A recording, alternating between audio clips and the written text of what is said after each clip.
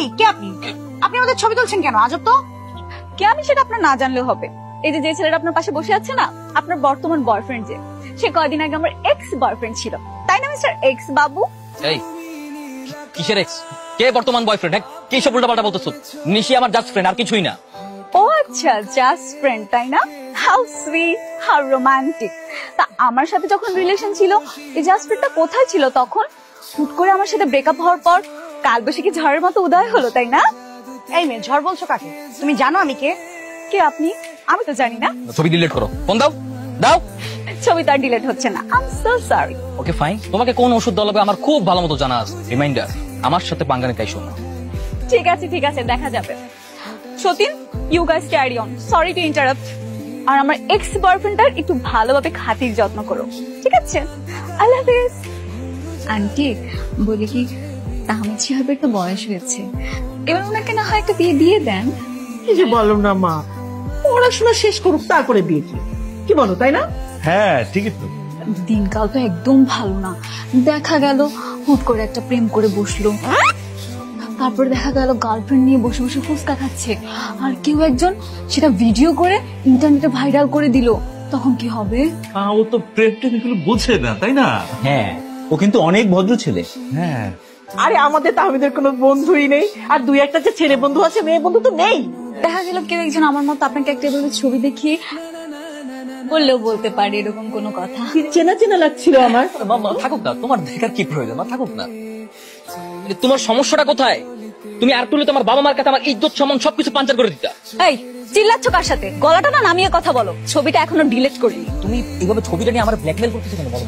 তুমি আসলে কি চাও? তোমার কাছে কি চাইবো? তোমার কাছে আমি কিছুই চাই না, আর তোমার কাছে দেওয়ার মতো যে কি আছে সেটা আমি খুব ভালোভাবেই জানি। একটা কথা বলি, বলো, কিন্তু ছবি ডিলিট করা ছাড়া সবকিছু বলতে পারো। আচ্ছা ওকে ফাইন, আমি সিদ্ধান্ত নিয়েছি আজকের পর থেকে আমরা ঝগড়া করবো না। অনেক হয়েছে, লেট ইট গো। আমরা আজকের থেকে মিলেমিশে থাকবো। আমি চলো না কোথাও গিয়ে ঘুরে আসি, সেই জায়গাগুলোতে যেখানে আমাদের যখন প্রেম ছিল আমরা গিয়ে আড্ডা দিতাম, প্লিজ। আচ্ছা ঠিক আছে, 7টার আগে বেরোবো কিন্তু। সরি একটু লেট হয়ে গেল। তোমার পুরনো অভ্যাসটার পরিবর্তন হলো না, তাই না? আমি কিন্তু এখন আর তোমার গার্লফ্রেন্ড না। হ্যাঁ, তুমি রেগে যাচ্ছ কেন? আমি রাগ করবো না, আমি একটা মেয়ে মানুষ, একা 1 ঘন্টা ধরে এখানে দাঁড়িয়ে আছি। আমি বুঝতে পারছি, এবার শান্ত হও। হ্যাঁ চলো, ঝগড়াঝাটি না করে আমরা কিছুটা খাই। চলো আমরা ফুচকা খাই। ফুচকা খাওয়াবে? কি মতলব? হঠাৎ করে ফুচকা খাওয়াতে চাচ্ছ কেন বলো তো? না, কোনো মতলব নেই। 2 প্লেট ফুচকা দাও। একটু ওয়াশরুমে যেতে হবে, জাস্ট 1 মিনিট। এই যাবো আর আসবো, তুমি এখানে একটু দাঁড়াও। হ্যাঁ ওকে, আমি না আসা পর্যন্ত এখান থেকে সরবরাহ করো, ঠিক আছে? আমার তুমি জলদি ফুচকা নাও, ওকে?